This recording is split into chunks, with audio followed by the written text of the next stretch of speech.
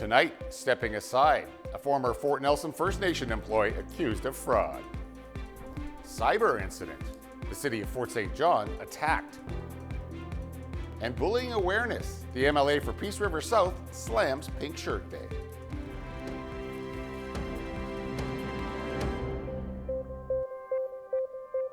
Good evening, and thank you very much for joining us. And we begin tonight with new information surrounding the departure of the Fort Nelson First Nation Interim Executive Director. Leslie Dickey has been on leave of absence from the First Nation, and now CJDC-TV News has learned Dickey is facing legal action in BC Supreme Court.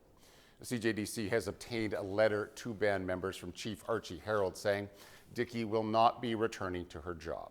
Documents from the BC Supreme Court showing she allegedly owes over $300,000 to a First Nation near Port Hardy. The civil claim alleges when Dickey was band administrator for the Guasalanaquada First Nation, she racked up personal charges of $328,000. The settlement of claims alleges the charges include gambling debts, personal shopping, travel, and dining expenses. Dickey became the band administrator back in 2019. She was issued a corporate credit card with a limit of $15,000. It's also being alleged she altered a copy of a credit card statement to hide certain charges. Then, in 2020, Dickey asked to use the First Nations school's credit card because she exceeded the limit of her own card. 2 years later, Dickey admitted wrongdoing. She paid the First Nation back $6,000. Now the First Nation is accusing Dickey of fraud and is looking to recoup $322,000 that she still owes. Repeated calls to Chief Archie Harold have not been returned. However, in a letter to band members, Harold says, quote, "We reassure our members that we have secure check and balances in our financial systems to ensure the security of Fort Nelson First Nations resources," unquote. The Blueberry River First Nation announcing the NEBC Connector project will move forward. In a release, the First Nation says they now have an agreement with North River Midstream. That agreement providing, quote, "important benefits to Blueberry, North River, and the provincial economy." Now, earlier this month, the province had announced the project would be among those fast-tracked to counter U.S. tariff threats. North River Midstream saying they received provincial approval back on January the 17th. Two separate 216-kilometer-long pipelines will be transferring LNG from Wanawon to northwestern Alberta. The project will run across nearly 200 hectares of Crown land and require a new land disturbance cap as part of the construction. The First Nation saying they engaged with North River Midstream in fall of last year on their permit application. It comes after the company filed a notice of motion calling on the Canada Energy Regulator to authorize use of Crown land. At the time, regulatory delays and disturbance cap issues with the First Nation put the project at risk, according to the company. Blueberry saying they're looking forward to building a positive relationship with North River. In a release, the nation says they support industrial development that respects treaty rights and contributes to economic growth. And they will now work on a joint permitting and planning that aligns with the 2023 implementation agreement. Well, there remains no word tonight if personal information has been breached after the city of Fort St. John was hit with a cyber attack. The city has now activated a cyber incident response in order to identify and assess the cause. While city facilities remain open, officials say services are severely impacted after connections had to be severed to limit further impact. Now, it follows an outage on Tuesday that saw the city's IT team work to restore server, internet, phone, and email access. In an update, the city said in-person service was, quote, extremely limited and phone service was spotty. The city, since promising to provide regular and transparent updates regarding the situation, residents are being encouraged to report any problems by calling the number listed at the screen or through the city's social media channels. Well, it's Pink Shirt Day, a day to raise awareness for anti-bullying initiatives, but this year there's some controversy surrounding the day. The day was created after a group of friends wore a pink shirt in solidarity with a fellow student who was being bullied for wearing a pink shirt. Schools across the Peace region taking part this year, including Pouce Elementary, where a design contest was held. Mayor Danielle Veach meeting with students and trying on the winning design. Speaking with CJDC-TV, Veach said it gave the students an opportunity to take charge of their own anti-bullying message. However, it's a much different story for Peace River North MLA Jordan Keeley, who gave a message of his own criticizing Pink Shirt Day. In a video posted to social media, he said wearing a pink shirt does little to solve the problem of bullying. Keeley goes on to say people should not be bullied into wearing pink shirts. According to the 2019 Canadian Health Survey on Children and Youth, 71% of youth aged 12 to 17 said they experienced at least one form of bullying. 1 in 4 reported being cyberbullied since 2008. The Pink Shirt Day organization has raised over $3 million for youth anti-bullying programs. Last year, people in almost 180 countries celebrated the day. One person in Grand Prairie is facing charges after 2 children were stabbed. Police say a 7- and 8-year-old were both found with knife wounds in Grand Prairie last week. The child with the more severe injuries was rushed to the Stollery Children's Hospital in Edmonton.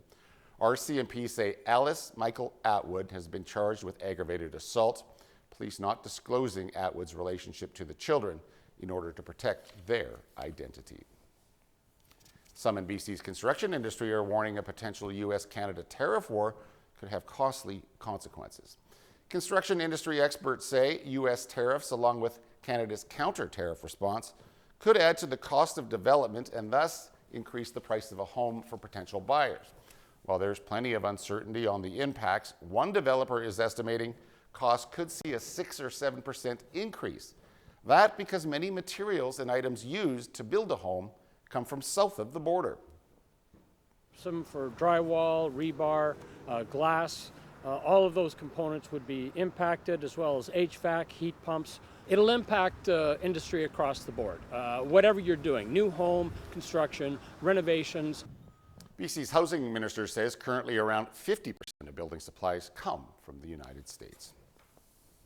A legal challenge of the province's new short-term rental legislation has been thrown out by BC Supreme Court.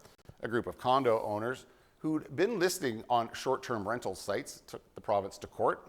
They argued the new rules that only allow rentals in a principal residence or secondary suite amounted to an expropriation of their units, and they also claimed that they're owed compensation. Among other arguments, the province countered that the lawsuit was premature because the owners had not faced any enforcement action yet, and the judge agreed. Was to get more housing available for people in our communities, and it's working. Rents are coming down every month. We've seen rents come down. We're seeing an increased amount of housing supply, so we're pleased the Supreme Court made that decision, and we can continue on with our work. While this particular lawsuit has been dismissed, the judge in the case has left the door open for further court challenges. Well, should Mounties act when First Nations ask for assistance, removing trespassing from reserved lands? Well, that's the issue at the heart of a lawsuit filed by a BC First Nation that could have widespread implications for communities far beyond their own. Ben Milger explains. Visitors to the remote coastal community of Bella Bella must arrive by plane or boat and leave the same way. The problem is not everyone who overstays their welcome is forced to leave the Heiltsuk Nation's reserve. Our bylaws are laws recognized by Canada and BC, yet the RCMP is not enforcing them. Elected Chief Marilyn Slett and hereditary leaders say some people living on or visiting the reserve of 1,200 people endanger the safety and well-being of others by dealing drugs and engaging in violence, including sexual assault. They accuse the RCMP of failing to enforce trespass orders issued by the nation in accordance with its bylaws. The first victims are women and girls in regard to assault, and elders are at risk with home invasions. A lawsuit brought by the Heiltsuk against the Attorney General of Canada accuses the RCMP of discrimination, saying officers do enforce trespass orders in non-Indigenous communities and on behalf of private land and business owners. Sled says the alleged inaction serves to embolden predators, leading to intimidation of victims. Given the risk of violence and the improbability of action, witnesses are reluctant to agree to testify, to press charges, or even provide basic facts to the RCMP. Slett says the nation has been trying unsuccessfully for years to reach an agreement on the issue with police. The lawsuit asks the court to force the RCMP to enforce the band's residency and trespass bylaws, setting a precedent for other First Nations reserves. Our hope is this changes the relationship between RCMP and Indigenous communities, not just for Helsik, but for all communities. Although not named in the lawsuit, BC's Ministry of Public Safety says it is working with Canada's Attorney General to address the issues raised by the Helsik. The federal AG now has 21 days to respond. Ben Milger, CTV News, Vancouver. Well, to Ottawa now, where the fate of 4 candidates in the race to replace Justin Trudeau is now in the hands of the party after last night's final face-off in Montreal. And once again, the dominant theme was Donald Trump and the threats coming from the United States. So when he says, I'm going to put 25% tariffs on every export from Canada, keep in mind that almost 50% of it is energy. 50% almost is energy. He's not going to tax that at all. We can't change Donald Trump, but we can control our economic destiny. All candidates argued why they're best positioned to take on Trump. Another major topic was federal Conservative leader Pierre Poilievre, with the candidates trying to associate him with the U.S. president. They also tried to distance themselves from outgoing Prime Minister Justin Trudeau. The Liberals choose a new leader on March the 9th. Well, there's more confusion tonight over the timeline of those U.S. tariffs on all Canadian imports that could take effect next Tuesday. It happened as U.S. President Donald Trump convened the first cabinet meeting of his second term. CTV's Judy Trin has the details. Honestly, it's not fair for us to be supporting Canada. And if we don't support them, they don't subsist as a nation.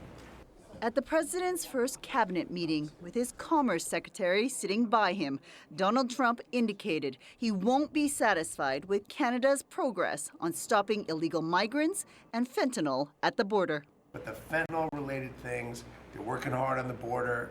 At the end of that 30 days, they have to prove to the president that they've satisfied him to that regard. If they have, then he'll give them a pause, or he won't. But that's up to him. We'll see. Canada has appointed a fentanyl czar, leased Black Hawk helicopters, and designated drug cartels as terror organizations. It has also reduced illegal crossings by 90%. But the president is focused on using tariffs to bolster domestic industry at the expense of Canada. Tariffs will make it impossible for them to sell cars into the United States. The tariffs will make it impossible for them to sell lumber or anything else into the United States. In a statement, the White House said the scheduled tariffs on Canada and Mexico could change pending negotiations, but as of now are still moving ahead. The federal government has until March 4th to meet the markers the Trump administration has set, or tariffs could be imposed on all Canadian goods. On March 12th, additional tariffs on steel and aluminum are scheduled. Then, worldwide reciprocal tariffs in April. Businesses and workers are being told to prepare for a long trade war. The Canadian Labour Congress says 25% tariffs will cut deep. Our estimates are that 1.5 million jobs will leave within the first 12 months if there are the broad stroke tariffs that we're expecting to start taking place next week. We know that 2.4 million jobs in Canada are reliant on export to the U.S. specifically. The federal government says it's preparing a robust financial plan to help workers get through a long trade war. But so far, few details have been released. Judy Trin, CTV News, Ottawa. And President Trump also confirming today his Ukrainian counterpart will visit the White House on Friday. Vladimir Zelensky will be seeking clarity on what Ukraine can expect from the U.S. amid efforts to end the war.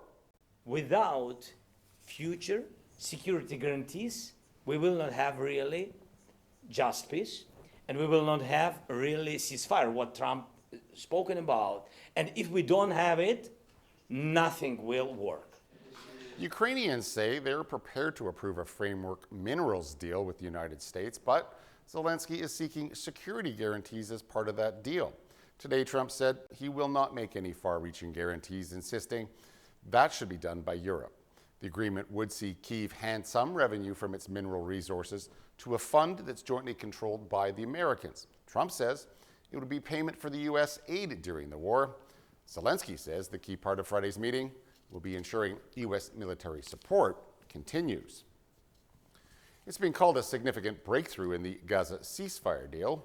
Hamas has agreed to release the bodies of 4 hostages Wednesday night at 11 p.m. local time, and this step will fulfill the terrorist organization's part of phase 1 of the agreement. The news comes as a funeral was held for a family in Israel. The bodies of a 9-month-old boy, his 4-year-old brother, and their mother were handed over to Israel last week. Egyptian mediators have confirmed the final 4 bodies of hostages are expected to be handed over sometime this week. All right, please do stay tuned. I'll be right back with a look at weather. But as we head to break, here's a look at today's closing market numbers.